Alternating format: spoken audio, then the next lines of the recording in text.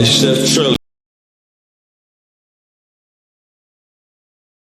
Alright, y'all, it's Chef Trilly here at Heart and Soul, the hottest, newest soul food spot here in Fayetteville, North Carolina. 4808 Randall Street, Suite 111.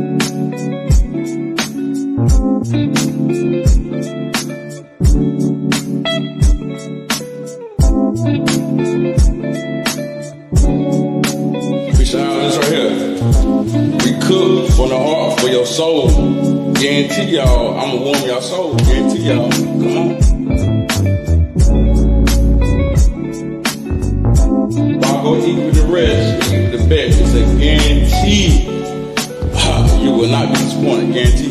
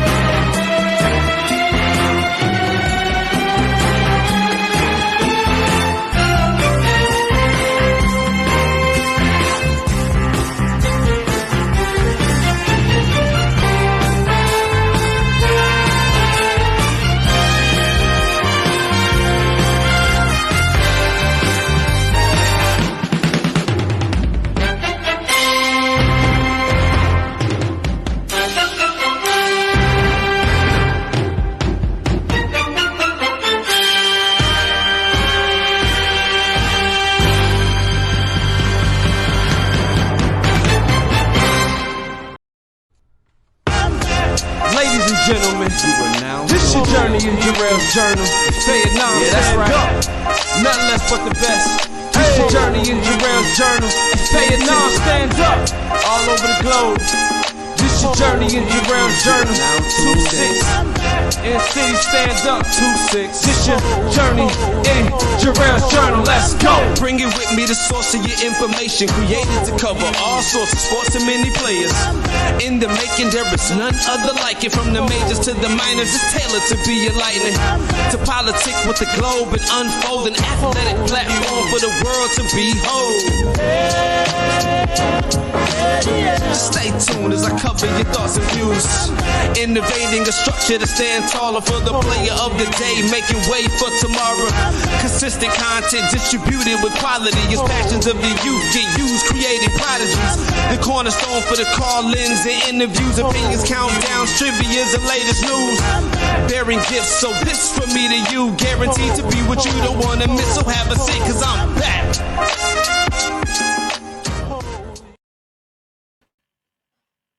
And we back.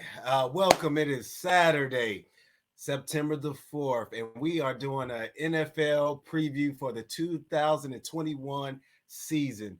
I am more than excited because football is here. It's Saturday. We got college going on very heavy. It's going crazy today.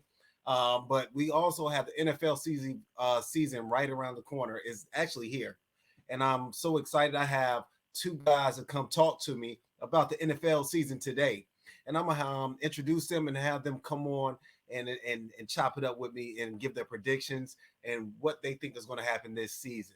So without further ado, the first guy I want to bring on is a reporter, journalist, and he covers the Las Vegas Raiders. His name is Phil Jones. This is one of my guys. He's also a part of the pop-up shop. You've seen him before. Let me go ahead and welcome my guy in. Phil, what's good, brother? Hey, Jarrell, how you doing tonight? Doing good, man. I appreciate you, man, coming through. Love, brother. Appreciate being on, man. Already, man. And then the other guy that I'm truly excited about, this is my first time meeting him. I'm a big fan because I've always seen him and I wanted to meet him. He is the ultimate fan, but he's not just a fan. He's also an author.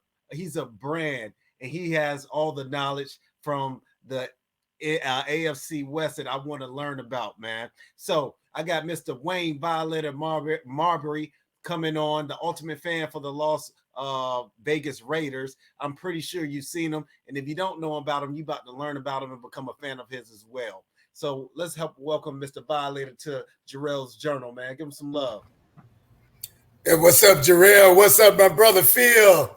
Hey, yard, baby. Let's stomp the yard. That's what I'm talking about. I love the energy, man. Hey. How you feeling over there, man? How you feeling on the West Coast? Blessed and highly favored, brother. Listen, the season is upon us, and we can't take that lightly because it comes too slow and goes out too fast. So we try to just hug it all the way through, man. Let it drag us into the next year. Hey, you ain't never lied. It's like when the season started, I'm so excited. By week 16, man, I'm like, oh, man, all I got left is the playoffs. And it's starting to, yeah, man, I feel you on that. Hey, real quick, what we want to do first is we want to go over the preview of the NFL, and what better way to start with the West Coast. Let's talk about the AFC West, since we got two Raider guys here anyway. So we got I'm gonna let Fields take the point on this one. Hey, look, Fields ready too. No, that's respect, brother. Go ahead. Yeah. You know, he trying to get no ticket. Always on my hustle, whether I'm driving, on air, water, sea, whatever you want to say. But so far with the Raiders going into this season, I know a lot of folks have been skeptical. They've been saying, yeah, they're going to be 7-10, or, you know, they probably be 8-9, or at best they go 9-8. The Raiders, yes, they got rid of Rodney Hudson. They got rid of Gabe Jackson. But the thing about it with those two, they were hammered with injuries. They were slowing down. They weren't healthy. The Raiders got to get young. They got to get fast. Because if you're not fast against some of these linemen that have been coming out, let's be real. These linemen can run 4-8 now. Gargantuan linemen running 4-8 now. That's terrifying. So I need linemen that can be able to move as fast as them. They got to be versatile. So the Raiders revamped a little bit on the O-line. You bring in Andre James. Andre James has been working right under Rodney Hudson when he came on. And then you got Denzel Good, who was already filling in on that line when it came down to left guard, right guard, or even at tackle. And if anybody thought that Trent Brown was really doing anything for the Raiders, he really wasn't. We barely had him. So you're paying this man all this money, and he's not doing a thing. So they go out and draft Alex Leatherwood.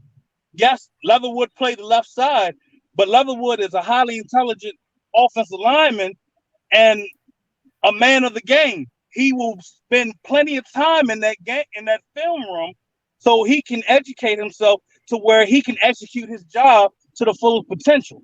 So I feel that the Raiders, I feel like that was one of my biggest things. Like, okay, the Raiders going to be all right right there. But then when you do your research and your due diligence, I feel better. And that's been the whole problem with the league. Everybody talking this, and this, and they're not really doing the due diligence. And the defense that everybody's been whining and complaining about, let me tell you something. John Gruden let hell freeze over, and he let a coordinator do his job. He let Gus Bradley go in and get the guys he needed. He didn't tinker with this. He let Gus Bradley say, I need me a better free safety. Say no more. I need to bring in a guy that is a decent corner, like Casey Hayward. Say no more. We're going to draft another corner. Hey, I can't work with what you had with Joyner at nickel. Give me Nate Hobbs from out of Illinois. And you saw what Nate Hobbs has been doing. The boy is a threat. And the boy might end up possibly being defensive rookie of the year. Yeah, I said it. So, and then, what was that?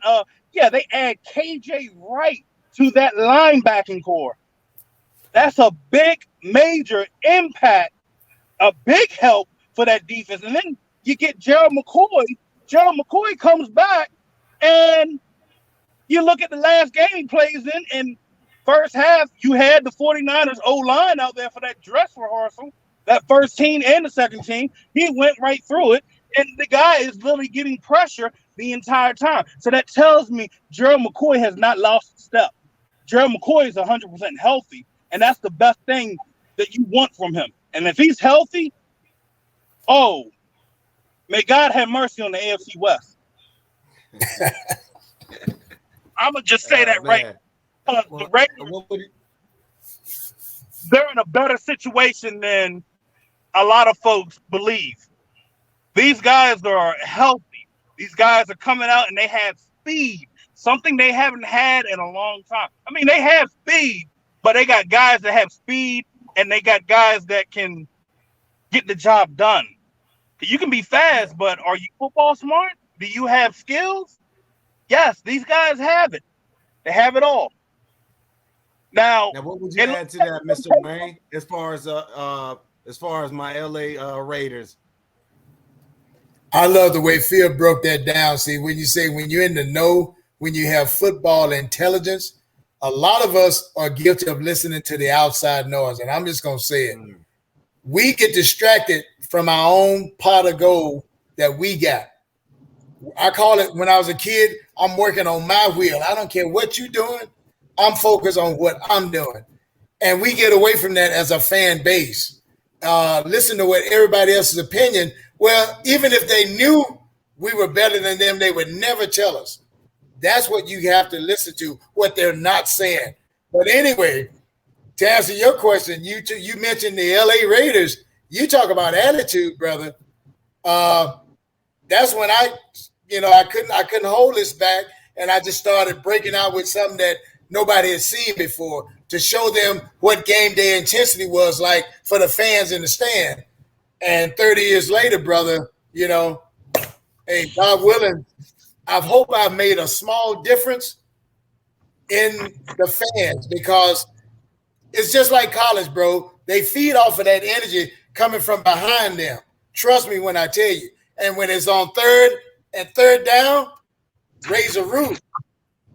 If you don't have a roof, just blow their ears off, because that's that 12th man mindset.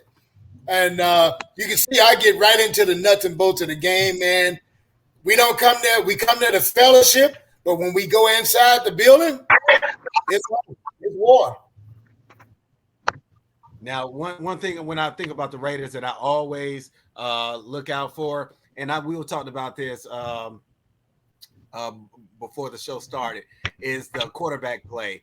How well will Carr, or how far will Carr take the Raiders? And then in the division, you got, like we said, we have our Kansas City Chiefs, who are our top favorites. And last year, the difference between Kansas City and then everybody else in the division was a 6-game spread.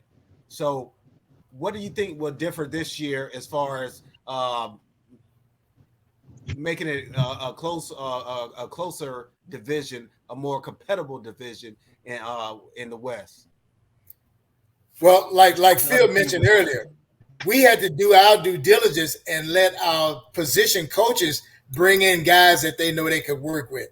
You can't take somebody else's clay and mold your own masterpiece, because you don't know what they mix with it. But when you have I heard Mike Dicker say it years ago. I want to be able to order the damn grocery myself. You know, you getting it catered in. You don't know what the hell you might get in that bag. But I like the direction that this team has finally taken. I've been to 2 of the preseason games, and what I saw was a dog with his teeth back. Like I always mention, the fight in the dog. I saw some of that, and these youngsters are going to be our future, man. They got something to prove. The older guys, like you say, that we lost, you kind of get that out of the way early. No disrespect to them, but this team has to get young and fast, and I'll add vicious. Now, one other team that I'm looking for in that division to see what they're going to do are the Chargers. The Chargers did some, some slightly things. Hold on real quick. We got somebody else about to come in real quick. And if you can help me out, Phil, while I add him in. I wanted to speak about the Chargers and also Denver Broncos. What do you see out of those two teams? And I'm going to add Mr. Alex Fleming in, okay? All right. Yeah. Hold on. I might be going a little in and out. Hold on. Okay. All right. Can you hear me? Yeah. We hear you, brother. All right. So with the Chargers this year, this is my whole thing. You have a new defensive coordinator. Well, a whole new scheme of everything. And then I go back and look at who the offensive coordinator is for Herbert. You have Joe Lombardi. When Joe Lombardi, I'm going to be real, it wasn't that great. The numbers weren't good. The stats weren't that impressive. And mind you, you had Calvin Johnson there as well. So am I expecting the Chargers to emerge as that top team this year? I'm going to be real, and it's not being biased or anything. I don't see it. I honestly don't see it this year. Like, now, are they going to be a team that can be a challenge? Yeah, they still going to be that. But the thing about with the Chargers, I've noticed over the past couple of years, that injury bug is gruesome. But I do believe that they could. I will say this. I do agree that they could surprise some teams this year where if you take them lightly, they could sneak in the playoff. That could be a wild card spot. Now the Broncos, they got a strong defense, bro. And a nice now secondary. Broncos, one of the biggest things that secondary with a lot of teams makes that difference. If they can stay healthy, that's always the question mark. And the question mark has always been that. Are you going to get a full 16, 17 games with Derwin James? Because you haven't had that since 2018. You can just go down the list.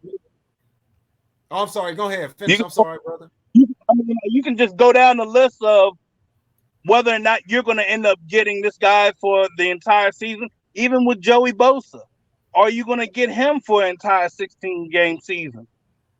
Or 17 games? That's going to be hard to determine. I just wanted to say thank you for having me on Jarrell's Journal. Thank you, Mr. Heslip. Violator. Long time no see, sir. I haven't seen you since the Pro Football Hall of Fame. I hope you remember me. I was down there on the field with you. It was a pleasure meeting you. Yeah, and pleasure. I still have your card, sir. Appreciate it. Stay in touch. Keep in touch. You were talking about the Chargers. Now, usually quarterbacks go through their lumps and bruises. That welcome to the NFL moment. Justin Herbert was thrust into the limelight and almost beat Patrick Mahomes on his first chance. I'd like to think that 33 touchdowns and 4,000 yards means something to people because with the defense coming back and you actually protect him with the offensive line, this team has a chance of going 11-6, at worst 10-7. They are a sleeper in the AFC. Maybe 6, maybe 7, but I'm not turning my back on those Chargers. The only competition in the division, my apologies, Mr. Violator, Mr. Mabry, is the Chiefs. The Chargers might go to the playoffs, but they will have a winning record.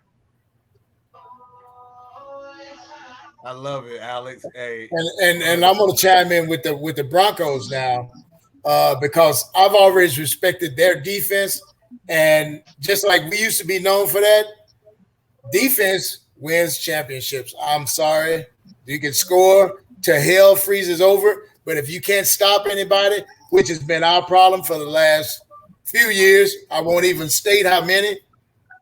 It doesn't matter. You got to be able to create turnovers with an aggressive, dominating defense and get some takeaways. Mr. Mabry, how do you feel about John Gruden? Wow. Oh man. That's right, direct. I love the guy. I loved him his first stint with us because he was like I always tease. We all grew up together during that era. And he went away, did his broadcast thing, but coming back, and he said he was going to bring that 80s mentality back. You got to get the right dogs to do that, because the guys he had back then, I see a change in mindset nowadays.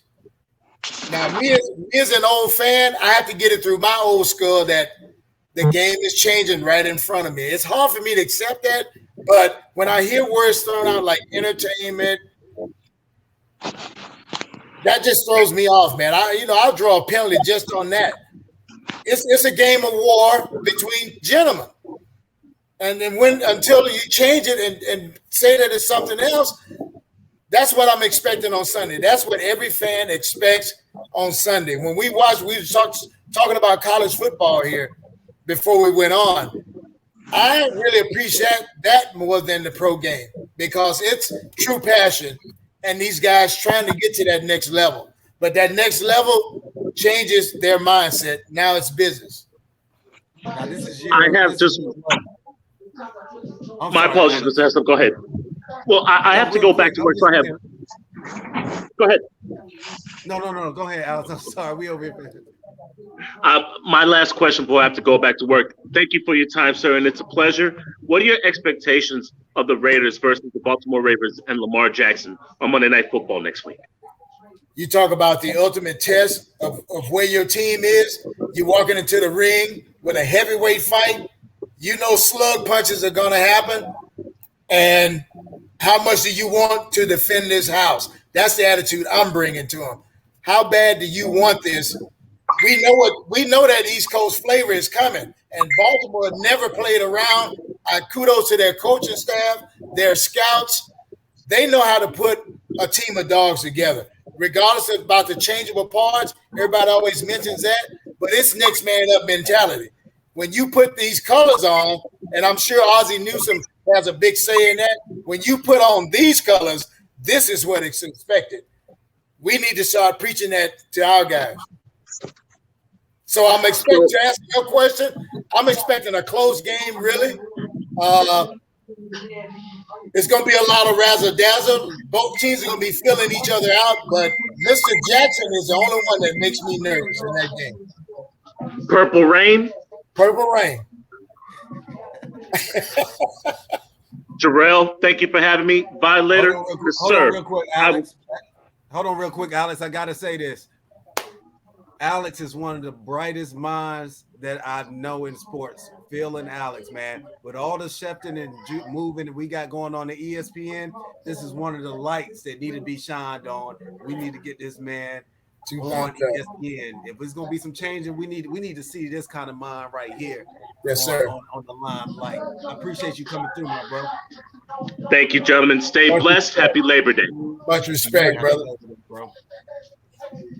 That's awesome, and y'all, and both of you guys brought up a good point with the NFL stretching out to a 17-game season. Do you think that'll be a big factor in injuries, maintain, or even playing time with our personnel? How do you think that'll factor out during the season?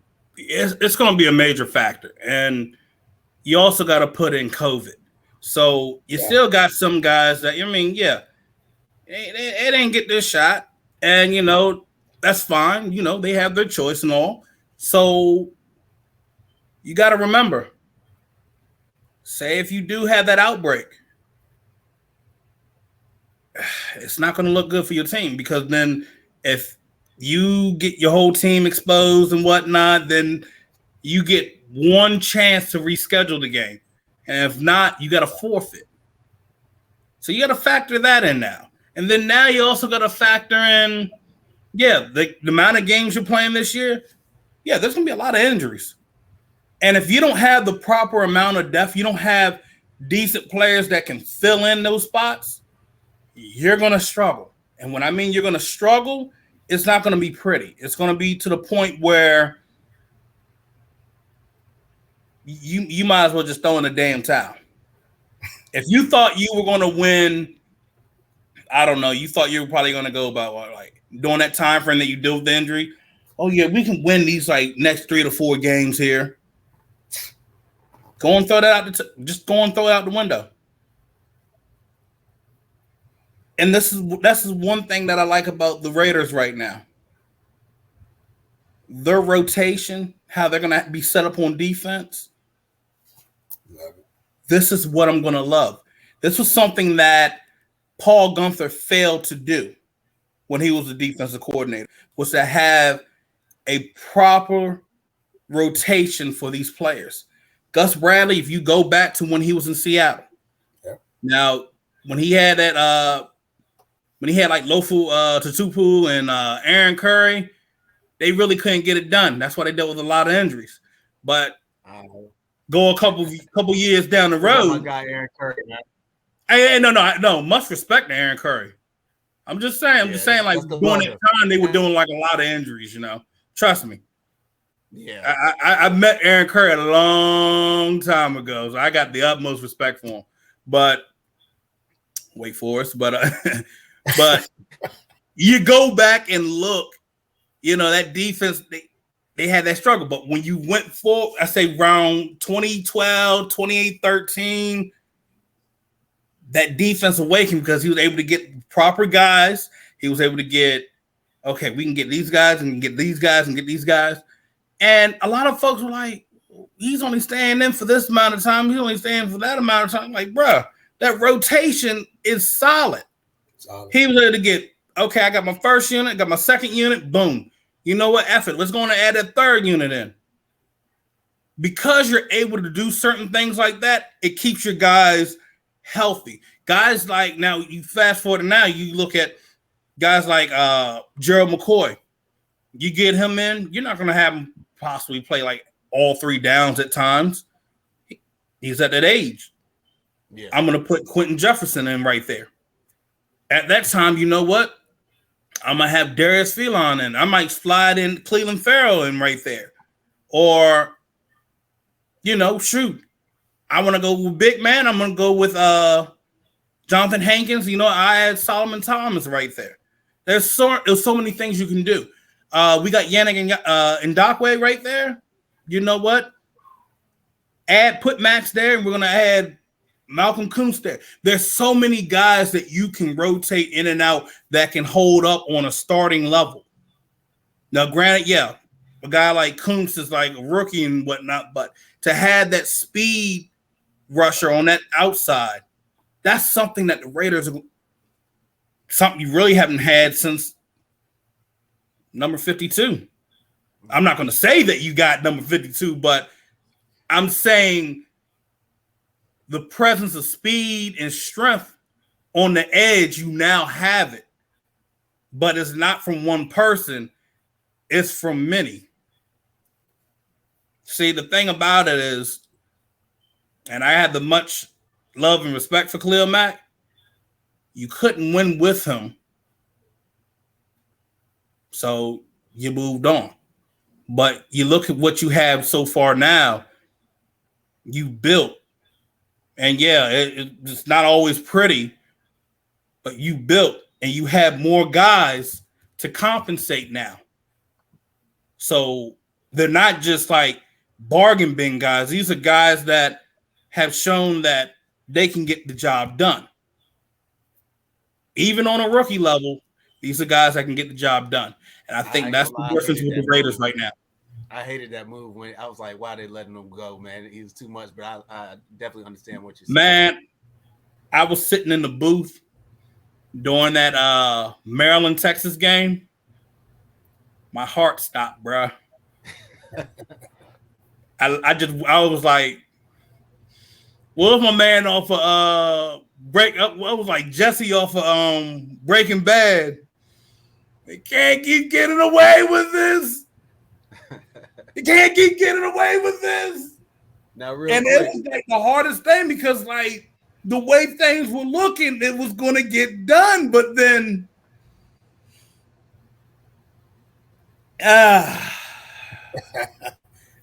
that frustration, I can hear it, bro. I know it all too well. Man, I'm gonna tell you this. Somebody went to the hospital that day with alcohol poisoning. Wasn't me, but you know. Yeah. But the thing of it is, overall. What's that, Jarrell? No. To piggyback off of what Phil was just saying, though, I like what I see because it's getting back to a complete team effort, not a few stars here and there. It's team effort. Keep everybody with that humble but hungry mentality. When I get in, it's my time to shine. That's what those 11 angry men, that's all we're looking for. And I saw that this preseason, so I'm more hyped than usual because I was there in person to see it. And I'm like, this is a nice assembly of guys. And, you know, football, like any organizer, is about chemistry. Can they bond together where they know what the other guy's going to do? That's when you see that symphony on the field, and that's beautiful to watch, man. That's awesome. Now, real quick, we're going to jump over to the AFC East. I just had my man Ty. We was coming anyway, Ty. Buffalo Bills, who made big noise last year. They have a strong, solid squad full of young players. And it's not only an offensive team, they have a balance. They have a strong defense, they have a secondary, strong front seven. Who do you think in the AFC East, which we have, and I'm going to bring it up so you can see it as well, but we have the Dolphins, Patriots, who let my man Cam go recently, and the Buffalo Bills. Who do you see coming off as a winner outside of our top seed Buffalo Bills right now? I'm going to let Mr. Wayne. What do you see got going on, Mr. Wayne, in that division? You mean second to the Bills? It would definitely be a dogfight between the Dolphins and the Patriots. The Jets still have a little growing to do. Now, they are probably one of the youngest teams around, but new coaching staff, the whole 9 yards, and their quarterback isn't a slouch, but I just wanted to give kudos to Buffalo's quarterback, who I consider a dog. So I'm going to say it's between Miami and New England. Let's see what your young Jones can bring to the table. You know, I'm on the same page as Wayne because I went back and looked at things from last year with New England. I looked at how many players had opted out, and then I also looked at some of the games that got affected by COVID. And I was like, damn, Cam Newton could have literally took this team to the playoffs last year. Man. What Wayne just said, it's going to be a dogfight for that to get the number 2 in the AFC East. And I think the Patriots are going to be that team to just get that edge because that running attack that they have is vicious. I mean, it's vicious. It's like Belichick. It's like, I want you to kill him when you run him over. I don't want you to help him up. I want you to run him over and take his soul. And you look at the running backs that he has that do that. That's why they're like, we don't need Shoney Michelle. We got Harris and we got Stevenson. And you look at those two running the ball, I'm like, Jesus Christ. I'm going to just lay down. I'm going to lay down like Ezel. I'm like, my neck, my back. And if they running through Miami's defense, whoo, because that's the thing. Like, and the other thing is, it's not just the running game. Now you have Mac Jones that's surrounded by two solid tight ends, and he really doesn't have to like throw it to his receivers. I mean, he got the receivers. I mean, he got Aguilar, and company, but he has a support group around him. It doesn't have to be, as we talked about, have to be like all-stars, but you have guys that bring you got your blue collar, bring my lunch pail to work guys that will grind and get dirty. And that's what you need. And that's one of the reasons why Buffalo has been dominating. So if you going back with that mindset and that philosophy, it's going to be a hell of a dogfight in the AFC East. I totally agree with both of you guys. And I don't think we have that, like we were just talking about with Kansas City and the rest of the division. I don't think Buffalo is going to be just set so far apart anymore. And why I'm saying that is because there was a lot of money being spent in this offseason. The Jets are not the sorry Jets anymore. They have a nice rookie quarterback in Zach Wilson who will produce, I think. But not only that, New England, I owe the biggest apology to Mac. I thought he Alabama this system quarterback. Yeah, the system. I thought they were, I thought he was just he just got lucky. He came out in preseason and showed out. But you know what? I'm gonna add on to that. We said the key word, system quarterback. Yeah. And with Belichick, all I need you to do is this, and this. Can you do that for me? If he says yes, that's all I need. If you feel that you're under pressure, I want you to run. If you see your tight end there, go to your tight end. What I have you doing with this, and what's going to end up happening with Mac Jones, it's going to be a lot of scripted plays. And that's fine. Because with Josh McDaniels play calling, go back to how he had Tim Tebow, how he had to mask that accuracy, because good and damn well that accuracy was horrendous. Yeah, they're gonna be running a lot of that, and that was something I noticed. Double tight end gun, because that was something that they were running in Denver. So you're gonna see a lot of those scripted plays, and to take the edge off of Mac Jones, you got that rushing attack. I think it'll work though. I think it'll work. Yeah. Oh, I'm not denying it. Oh, it will work. It has worked. Yes. To be honest, with certain teams, if you have a offensive minded coach that knows how to run an excellent script, and I'm going to throw Chucky out there for example, because if you look at some of the games, you can tell the difference of the tempo of the offense. So you notice that first half he'll have scripted plays, and the second half is Derek Carr. You can tell by the way of the flow of the offense.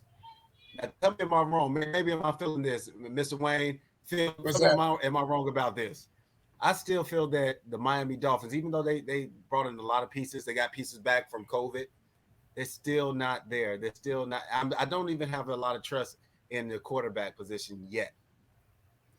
You know what I see, Jarrell, is now I'm looking from the outside, so don't kill me but this is just what I'm seeing is basic leaders. You got to have those alpha dogs. Tua is a hell of an athlete, but as far as being that dog, and that's why I just give kudos to Josh. I watched this kid and I'm like, why in the hell are we bringing a kid like that out of nowhere with something to prove? Tua really came in under pressure trying to show that he was worthy. Josh, they just put him out there. Go do your thing. And he's a quarterback that they have to pull the reins back on him. Hey, you can't run over these linebackers because he will. But, man, you don't think the offensive line gets fired up seeing that? Come on. It's about you got to have your lunch pail and some cojones in it to go out there and play this game. Damn straight. Now we're gonna run through the next two divisions very quick because I know it's time sensitive as well. We got the AFC North, which includes the your Baltimore Ravens. You got your Cincinnati Bengals, Browns, and Steelers. Yeah. That's going to be very interesting division. Very interesting because we kind of touched on it with Baltimore seeing you guys real soon, but Baltimore is very hurt right now. But like you said, Mr. Wayne, they know the next up approach, and everybody is like ready. But you got Big Ben coming back with the full staff and a great coach in Tom, and then you have the Browns who are not the normal Browns that we're used to. They have an all-star cast. What are we looking for in that division? Anybody? I'm gonna say my prediction is the Browns, and it's not going to be a surprise to me. They're going to give most of those guys in that division a run for their money. They have what I call a little swag about them now. They know what winning feels like, and you've got, like I said, you've got some all-stars on that team who were doubted. If that don't put a big chip on both shoulders, I don't know what it takes, But Cleveland, I look at coming out on top. Pittsburgh is going to play some smoke and mirrors with us. Now, we know Ben's up there in age. I watched Ben passes from last season, and he ain't the gunslinger of old. He may have some nice receivers there, but that running game is what's going to keep the pressure off him because Ben ain't going to go out there and run 10, 15 yards anymore. It ain't happening. Yeah. And then we go to Mastermind. Well, go ahead. No. Go ahead, brother. I just wanted to touch on Cincinnati real quick. Now, they've been like musical chairs on that defensive side, but they're putting together quite the powerhouse on offense too. So don't sell them short. If they can get the number one receiver to this lock in and the ball's his friend, not fight the ball, that kid's going to do some wonders, man. Man, look. Yeah. I got Cleveland just taking the division. Baltimore, just looking at, you lost Bates, you lost Boykins, you lost and then you lost J.K. Dobbins. So you lost key players that were supposed to help Jackson. And then you got Hollywood Brown, once again, missing practice because of injury. And Sammy Watkins ain't Sammy Watkins anymore. That Baltimore defense, that window was this, okay? That window just went to here. They're all aging veterans. They're up in like their mid-30s or they've gotten to the late 20s. It's a feeling. But the only bright spot I see right now is Patrick Queen. Because that boy be flying to the ball left and right. He can throw you off like, oh, I'm not coming at you. I'm dropping back into coverage. So if they can hold it together, I got Baltimore coming in at number 2 for that division. Okay. Steelers, Ben Roethlisberger. When I looked at that arm, it ain't so pretty. So you're gonna see a lot of short passes. There's gonna be a lot of slants. There's gonna be a lot of dig routes. That 43-yard pass, I'm gonna be real. That's why I say Detroit, they're gonna just fall apart this year. They're gonna be about maybe 3-14 because that ball was hanging in the air where Ray Charles could get up from out of the grave and reach and pick it off. That ball just hung up in the air. I was like, look, I could have got out on that field and leaped up and took the damn ball. Hey Phil, I'm going against the grain, man. I'm going against the grain, and you heard it here first. The Steelers are going to surprise that division this year.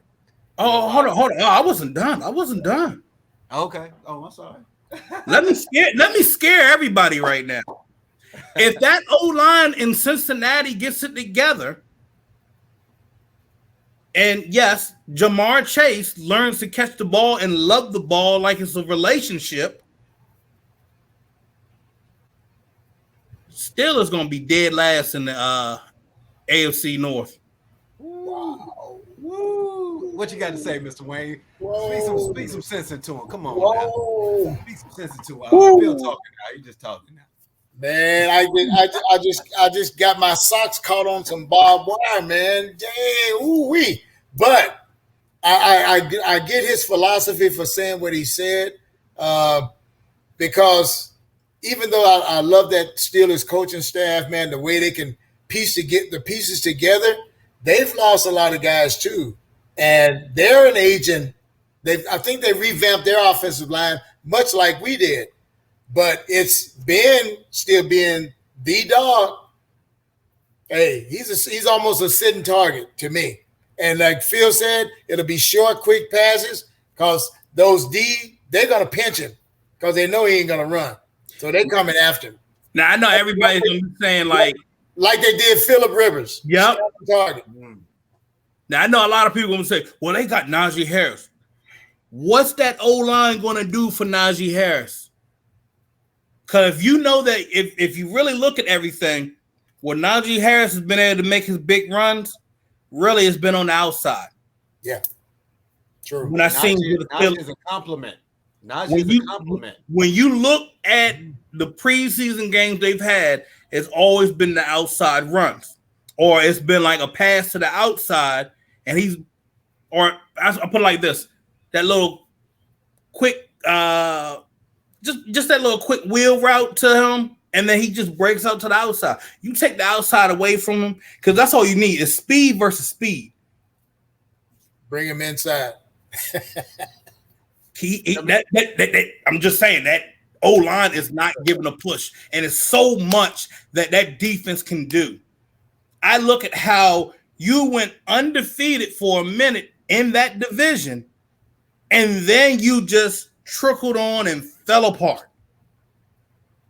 That sticks to you like glue, and everybody has you on notice. So tell me this. Who has the best defense in that division?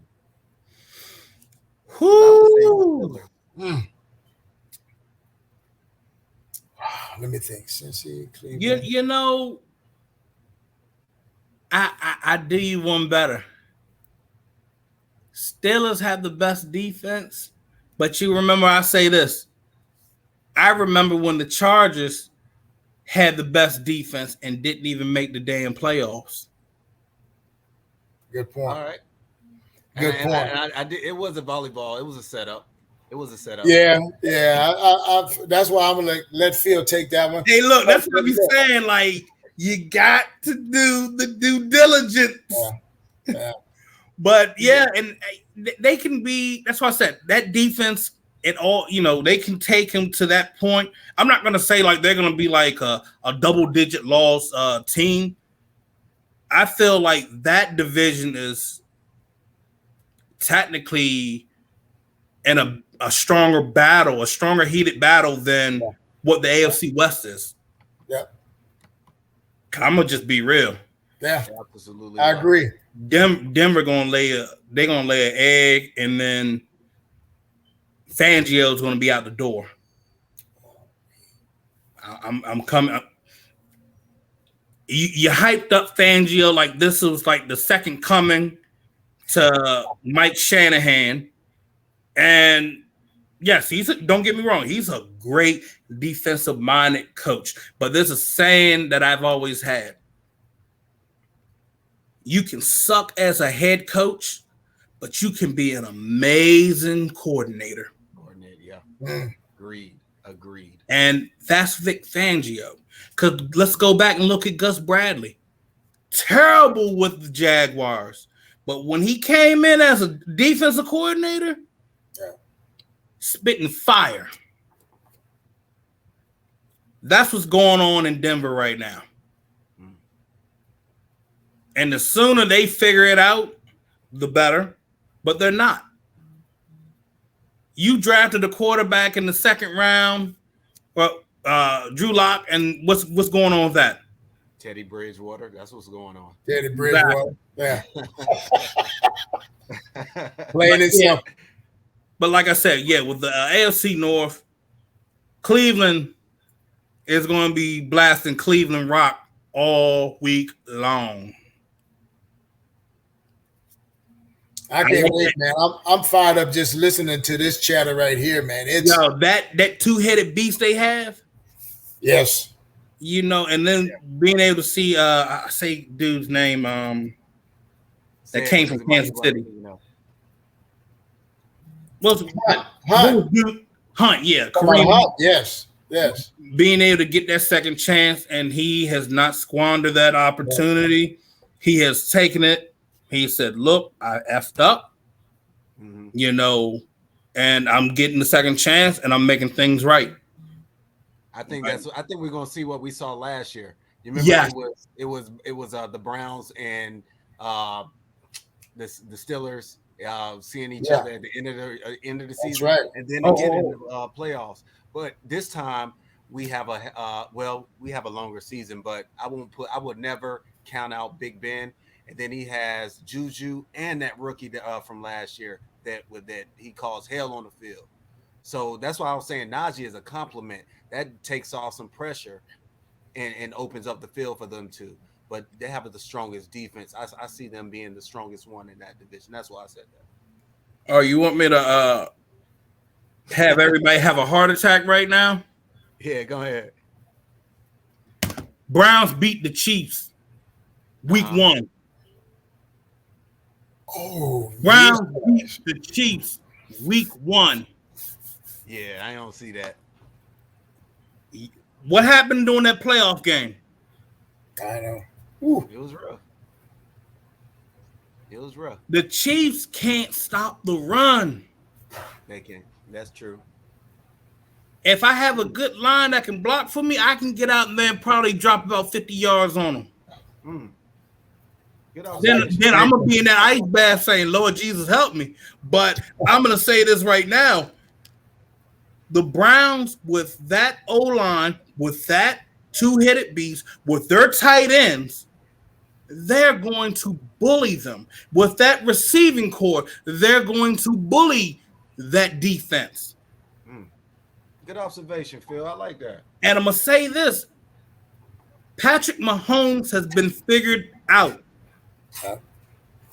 And this was something I said during like the Super Bowl pressers. And, you know, I think Tampa Bay, you know, Devin White looked at me like, hey, yo, just shut up. The linebackers were the key to beating Kansas City. It was. But the other thing was this. Using I say big boy that came out of Washington. Vita Vey. They put him on the outside. Let me tell you something. You do some stunts like that, they were just wearing down that O-line. They said, nah, we just gonna muscle you. That's the key now. You have to have guys that can muscle these O-linemen.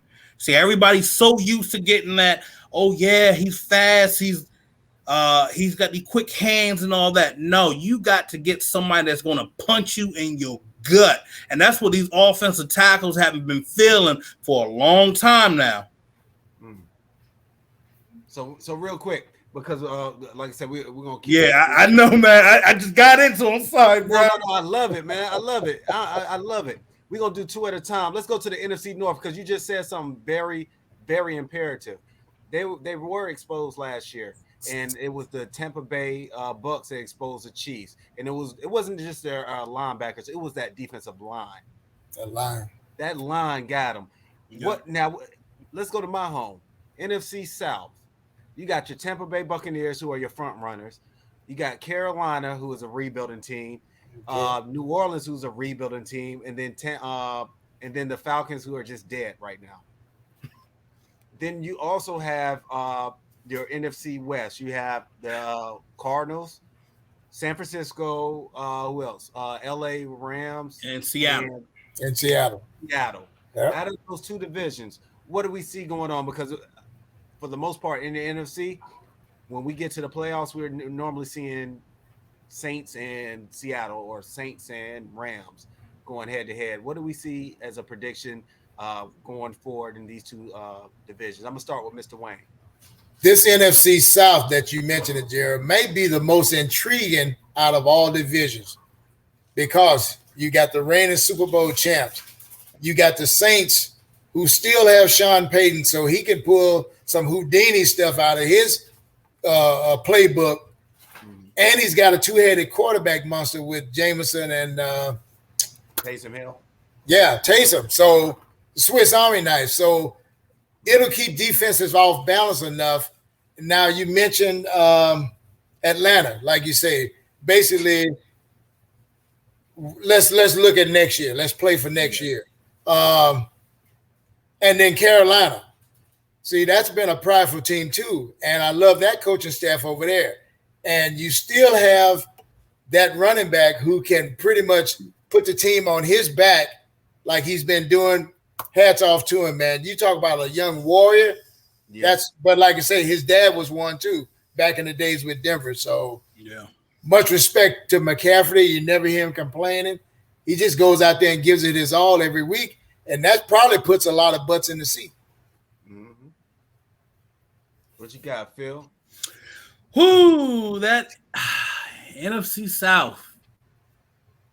You know, I'm happy for my boy. We gonna get a win. But hey, look, eating a dub. Hey, look. Yeah. I think I got it. Look, that got me a little conflicted, but you know, listen at Jameis Winston. Crab legs down there. You know, I'm happy for him taking the coaching gig. Quarterback gig. But you know, there's something that's just not sitting with me with the Saints this year. Now, will they be, I don't know, a playoff team? At best, I think they could probably be a wild card team. But the other three teams, you already know Tampa Bay is going to run it. It's Tampa Bay for the next, 4 or 5 years, because Tom Brady going to play until he's 50. All right? So I'm going to just go on and accept that right now, because he's going to play until he's 50. All right? The man that found the fountain of youth. I don't know if it's the avocado smoothies. I don't know if the avocado ice is something, but I'm going to have to get hip to this now. But the thing with Carolina, now, it was smart what they did in the draft and getting Chuba Hubbard to complement with him and McCaffrey. McCaffrey, you know, now you can do some craziness, line McCaffrey out wide, and then have Chuba Hubbard right there to run the ball, or it could go vice versa. Either way, they now have a good running back group. Your wide receiving core is solid. Now, Sam, what can you do for me? That's the question. Is he going to be a solid quarterback, or is he going to be the Jets quarterback?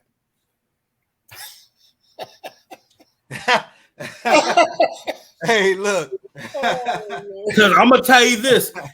I'm gonna tell you who, if he struggles, I'm with PJ. Exactly. I'm with PJ, bro. Because if PJ ends up taking over, PJ's gonna be that story. PJ's gonna be your ESPN 30 for 30, bro. I'm like LeVar Ball right now. I speak it into existence. I like but PJ, I ain't gonna lie. You know what's scaring me, bro? Atlanta. Atlanta been too damn quiet, and I don't like when a team's been too damn quiet. And when a team is too quiet like that, they pop up on you and slit your throat. Keep your eye on Atlanta. I tell you what, Atlanta has a great new tight end / wide receiver that is a showstopper. They still have Ridley, but they lost Julio. That takes a lot of attention on defense. I think Ryan is ice cold though, so I don't see them doing too much.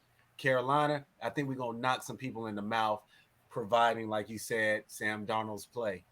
If Sam Darnold is not going to do anything, we're gonna have to get PJ in, or we're gonna have to call Cam. We're gonna have to call Cam, man. We're gonna have Cam. Yeah. Cam. I will tell you this. I've been watching and following a friend of mine works out your boy Jameis Winston. I've been watching him all summer. He has been dedicated. I've seen growth from him. I've seen maturity. He has to learn. He has to learn the system more, but that will happen through the year. The defense is not that bad. They have one strong cornerback, but the rest of them are playable. I think they can be very, very, very scary for the Buccaneers. But the problem is the Buccaneers are in their second year together. Yeah. And you got two coaches, one being on the field, and then you got a stupid squad of coaches that are, the defense is just scary, man. I see them going back to the Super Bowl, man. Ooh. Over Seattle, over Arizona, who's 1 year away from being scary as well, with all that Arizona has in their squad. And speaking of that NFC West now, where's the true 49ers going to show up? Are they still going to play musical chairs with Garoppolo? I went you with the Rams and them. Yeah, no, y'all, we forgot about the Rams. Now, here we go. Stafford. I think he takes the talent that he's got there, even though to me, I saw a lack of a run game from the Rams, which is kind of weird to watch because they've always been a run heavy team.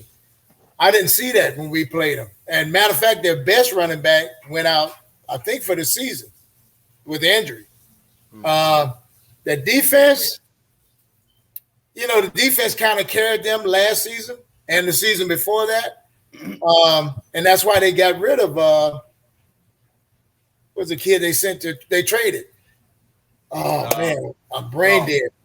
Golf, yeah, that's that. Yeah, he was fold under pressure.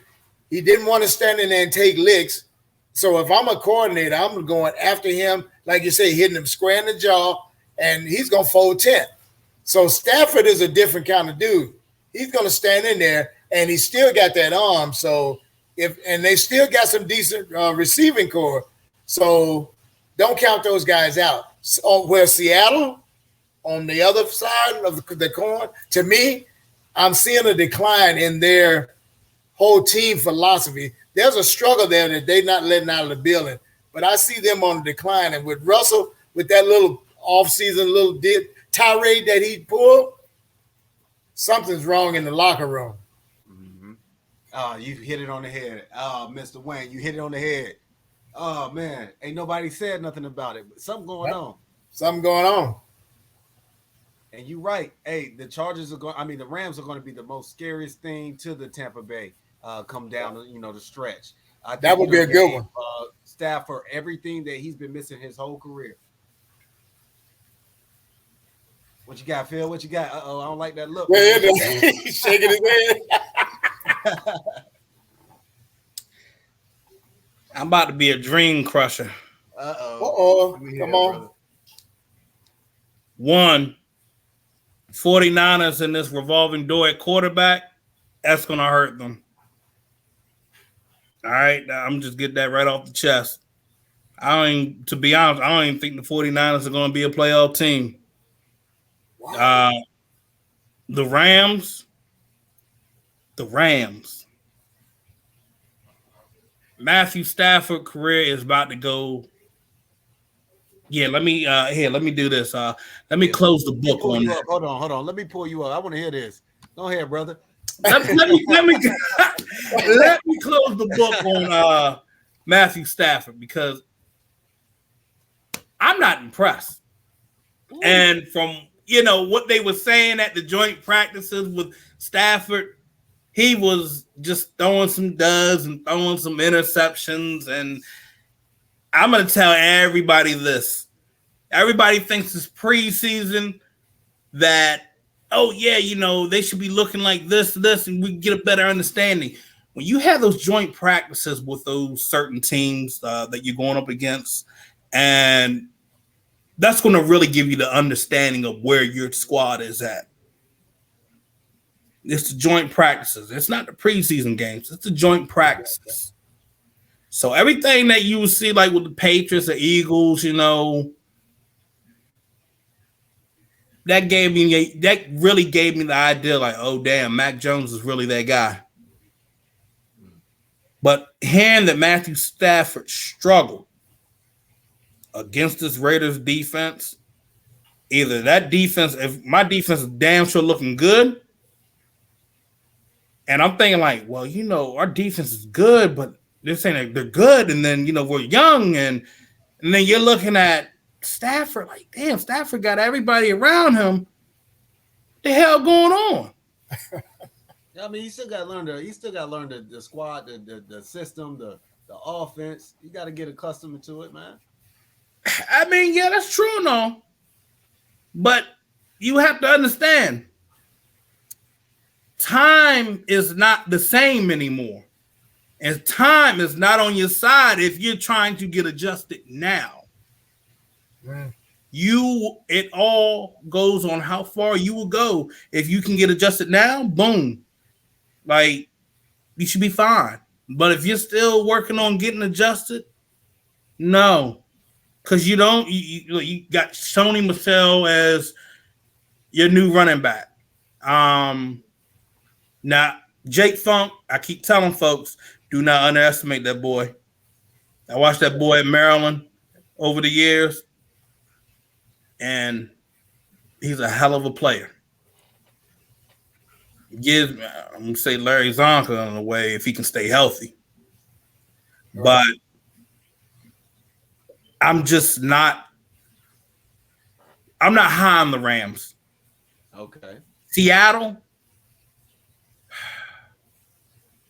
all in how far Russell Wilson takes them. The Cardinals. The Cardinals are going to shock the West. I can see that. I was really hard on Cliff Kingsbury, just like, who the hell is he? Who does he think he is? Because he had Patrick Mahomes. But then I paid attention to how he has been willing to, like, you know what? I want to make sure this team gets it right. Adding this player and that player and that player, building depth. That goes a long way. And when you can build your team from the ground up, you're going to have great success. I mean, you can go with any sport that does that. I mean, let's go back and look at how the Golden State Warriors were. They built theirs through the draft, added a couple free agent pieces, but it was always through the draft. And that's what the Cardinals have done. They have built through the draft. They got speed. They got a quarterback. They got wide receivers. If one goes down, the next one can step up. You got a solid tight end. Your O-line has gotten better. You got a little bit of pieces that are free agents. And, you get a solid veteran in Rodney Hudson, right, that can man that O-line as your general. That goes a long way. The Cardinals are in a better position, in my opinion, than a couple other teams that are in the West. Hey, and people forget, they have the best wide receiver core in the league. It's not even that. Their defense is underrated. Yeah. True. Now, real quick, we're gonna go through the NFC East and North real quick. Just real quick, what you seeing from the sorriest division? I hate to say, with the Eagles, Dallas, New York. They're always battling for 3 and 4 wins to make the playoffs. Then you got the NFC North. You got Justin Fields. We waiting to see if he gonna shine. I don't know how Aaron Rodgers came back with the Packers. What are they going to do? You got the Lions and the can't my tongue's twisted, but Minnesota. What are we seeing out of these two divisions, real quick, Mister Wayne? Me, I see Fields surprising us once he gets on the field and they let him loose. This kid's just full of natural talent. I watched him at Ohio State, so he's a born leader. He took right over and they didn't drop a beat from when the other guys left. The Packers, with Rodgers coming back, there's some turmoil there that they're going to work through. Now they've got high scoring offense. It's their defense that kind of bugs me a little bit because they didn't really try to fortify it. And then I think they lost their tackle, Badiari, or did he get traded? Packers, he got hurt. Yeah, he's hurt. Yeah, he's hurt. So Badakati, yeah, he's hurt. Yeah, I think he's hurt. So now let's go with so I'm thinking Chicago, Green Bay, Minnesota. That's a team almost like trying to find themselves now. They have a decent running attack, but I don't think they're happy with Kirk Cousins. And I watched them last year with no fans. Cousins still hasn't elevated from what he was the year before. He just kind of stayed status quo to me. And then who was the last one in that division? We were talking about NFC North. The Lions. The Lions. They'll just probably be more like the Lion Cubs. No, hear me out. I don't think that head coach, he's better at a position coach than a head coach. And Phil probably knows better than me. There was some friction there between him and some of the players trying to bring Belichick philosophy into the building. It just didn't fly with a lot of the guys. But I see the Lions being at the bottom, Green Bay squeaking out at the top, the Vikings third in the division, and Chicago right there at a strong 2. I really want to see what they're going to do with Fields. I'm not sure if he's going to play this year. That's what I'm scared of. I know the fans going to want it. I don't know if he's going to come in a couple games or what. I don't know. I just want to see how they play it with him. Who's Jarrell? Who's the guy in front of Fields? Andy Dalton. Yeah, Dalton. He ain't gonna last. I don't think so either. I think the fans are going to want him. And it's hard playing with somebody right there on your shoulder too. Right. And I can see a lot more versatility with. See, they've gone through their veteran quarterback carousel. Now give this young kid, give him the juice and let him go. Let's see what he's got. Don't keep him on the shelf because Chicago ain't like that. If he's over here, get him on the field. One thing we got to keep in mind as well in Green Bay, out of all that commotion and all that stuff we saw all season, they are doing a walk-in restructuring in his contract, so he's going to be able to leave possibly in the offseason. So he's playing for other teams to which they already want him, but he's not going to just be there, just taking up time until he's out of there. So it's going to be interesting in Green Bay as well. So you're saying he's going to be more motivated than last year? Yes. Okay. He's going to be more motivated, from my understanding. And you know anything about that, Phil? Say that again. You know anything about that restructured contract as far as Aaron Rodgers?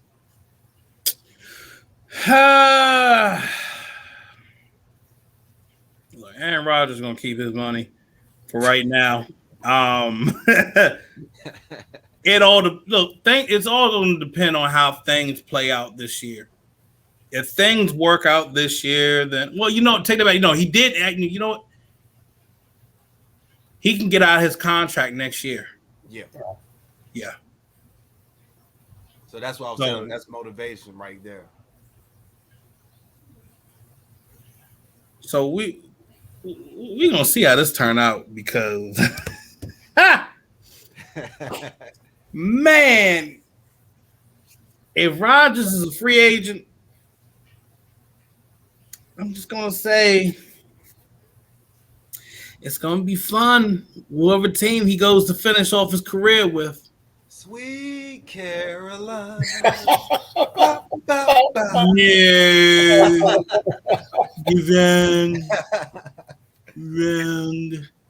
Hey, look, we going through quarterbacks by the year, so I wouldn't be surprised. Man, Aaron Rodgers be like, look, I need to up my State Farm insurance. What are you going to say, Mr. Wayne? No, I'm just saying because Denver's in that mix too now. Yeah. Denver's in that mix because they still haven't got the stud that they've been wanting since Peyton walked out the building, man. It just I think that'd be a strong contender, Denver. Yeah. I think that had a lot to do with Elway resigning from his position. It's just like, man, we can't get this right. Because the fans are looking at him like, hey, you're supposed to be the all-star. Where's this other guy that you've been promising us? It ain't happened yet. Real quick update. We're doing pretty good, man. It is 7-0 in Clemson and Georgia. Georgia is up on Clemson, so something's going down right now. It must be a defensive game. So that's a game right there. Yeah. So hey. Yeah, go ahead, Phil. Yo, when we were talking earlier, I caught in the background somebody got the ass truck. So I was like, when you saw my facial expression, it was like, ooh. Real quick, I've been waiting to get here. So we had Mr. Phil come on. That's my guy. But we also had Mr. Wayne, the Violater, come on, and we want to learn more about him. How did he become this guy? How long have you been a fan of the Raiders? I wanted to also know if you had it, because you're a big guy too, man. You got some nice size on you. Did you have any playing background of yourself?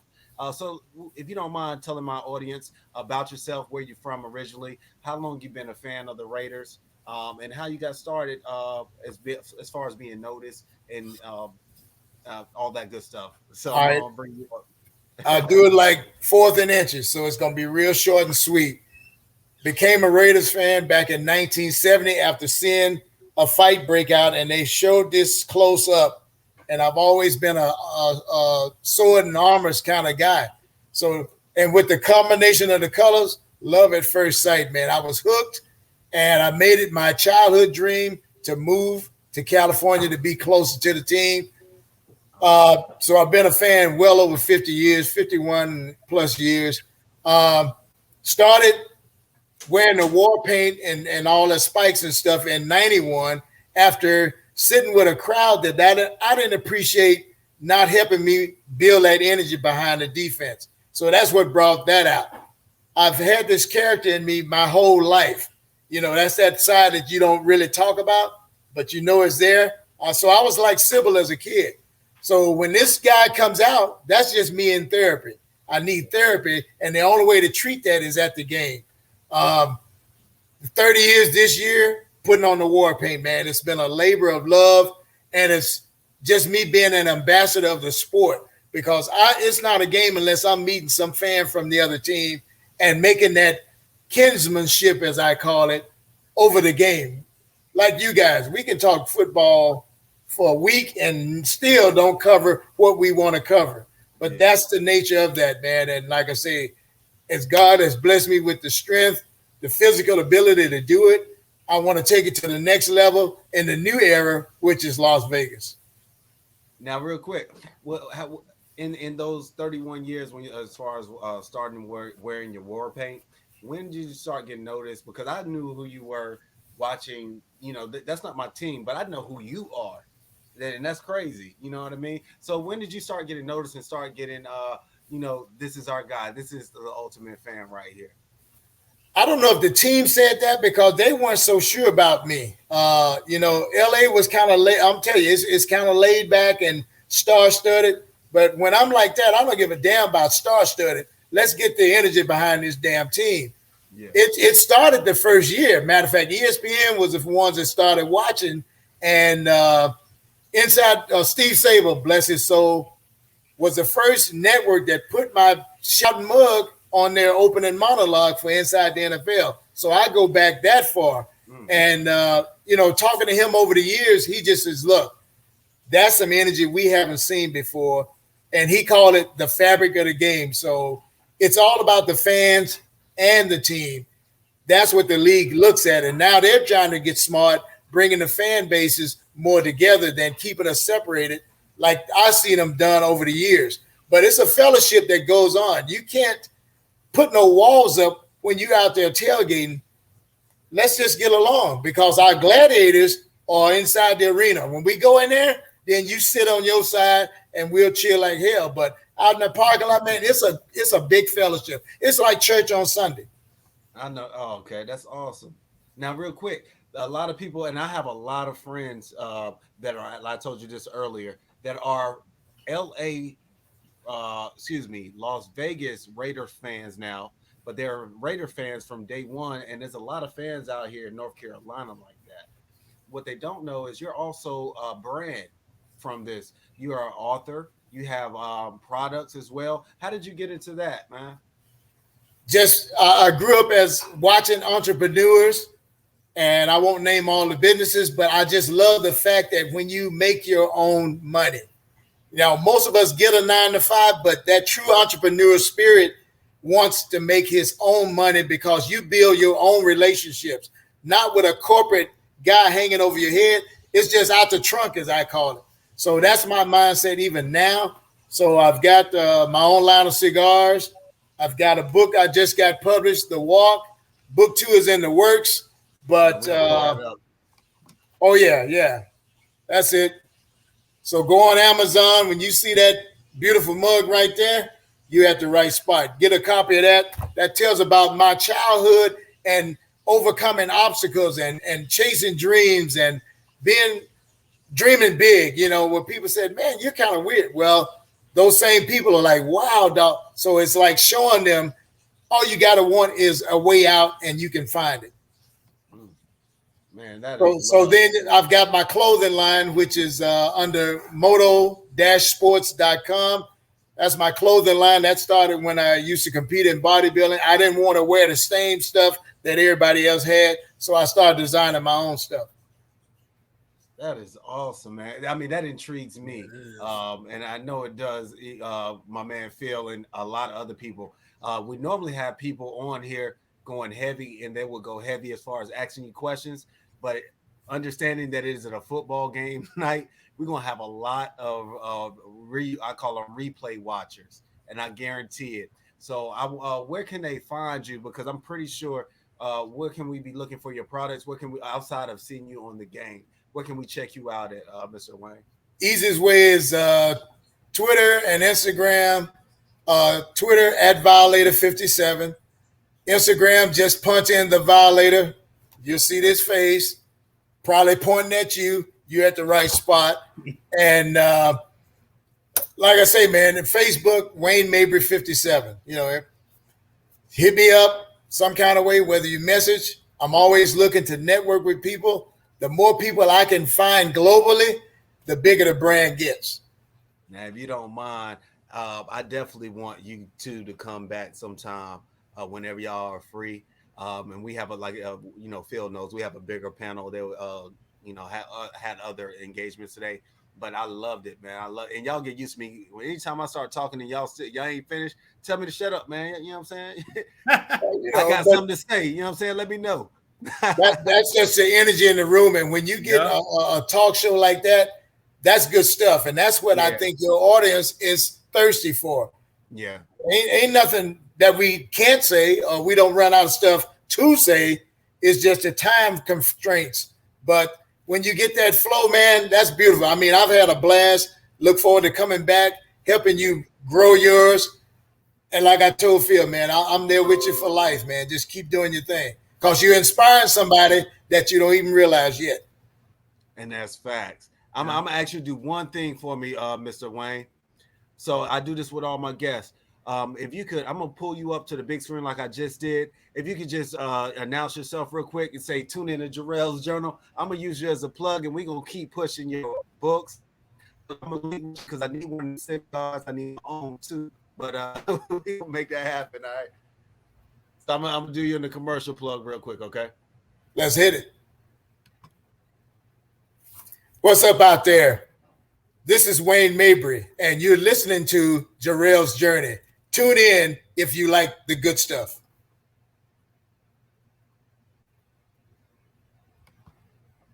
Hey, man, that's money right there. That's money. I appreciate it. Now, I can't even stop because my man carried the show today because just like I was talking about my man Alex, my man Phil, I met him through Alex and Eric, and we've been cool since then because of his mind, how cool he is. And where can we find you as well? Because we got, like I just said, a lot of Raider fans that need to hear your content. Just like that, I was just speaking so highly of Alex. We need to get your mind as well as a restructure. All of us restructured on ESPN, man. So where can we find you, my boy? Hey, you guys can find me on Twitter, Phil Jones NFL. I'm also on Instagram at Phil Jones NFL. And look for the Unfiltered Truth on. I should have told Jarrell to put a P on it. So instead of you good, man. So instead of the FIL is PHIL. So you guys can find me on YouTube. Guys can find me on Spotify for the show. And I got a show coming on at 10:30 tonight. I'll be joined by Raiders digital team reporter Levi Edwards, and we'll talk all Raiders with the 53-man roster, what to expect from the team getting ready for week 1. And, you know, anything Raiders, we're going to talk about it. So if you guys are looking to tune in tonight, get ready. Man, love it. Continue blessings. And when I say, man, I truly, from the bottom of my heart, appreciate both of y'all, man. I really do, man. Please stay close with me, and I'm be bugging y'all to come back real soon, man. It's not a bug, brother. It's just reaching out. Yep. And hey, brother, come on, man. Let's go chop it up some more. We just talk with folks like they're real folks, man, or like they're sitting across the table from us or sitting on the sofa watching the game. I never try to be pretentious or like I know it all. When you put their minds together, that's where the magic happens, man. That's a beautiful thing, man. And our differences is what makes us stronger. Exactly. I love that perspective because that's what our nation is about, man. It's called inclusion. No one person knows it all, but the inclusion of everyone. And if we can get that together, we wouldn't have a big problem with racism and all these other things. Absolutely. Speak on it. So these are the things that we speak outside of football. And I'm glad you said that, Mr. Wayne. That's just a beautiful segue out, man. If you love what you heard here today, replay it, share it to any team, any collegiate team, all my ADs, any professional team, all my player, personnel, and administrative. Please share this content, and we're going to see us real soon, man. I appreciate you guys tuning in to Jarrell's Journal. Stay plugged in as I have other former players and active players help me with my research for my dissertation. It'll be coming on real soon, and we will check y'all out. All right? Peace. All right, man. Peace, man. Keep doing your thing, brother. Ladies and gentlemen, this your journey in Jarrell's Journal. Say it now, that's right. Nothing less but the best. This your journey in Jarrell's Journal. Pay it now, stand up. All over the globe. This your journey in Jarrell's Journal. 2-6. In city, stand up. 2-6. This your journey in Jarrell's Journal. Let's go. bring it with me, the source of your information. Created to cover all sorts of sports and many players. In the making, there is none other like it. From the majors to the minors, it's tailored to be enlightening. To politic with the globe and unfold an athletic platform for the world to behold. Stay tuned as I cover your thoughts and views. Innovating a structure to stand taller for the player of the day, making way for tomorrow. Consistent content distributed with quality as passions of the youth get used, creating prodigies. The cornerstone for the call-ins and interviews, opinions, countdowns, trivia's the latest news. Bearing gifts, so this from me to you, guaranteed to be what you don't want to miss. So have a seat, cause I'm back.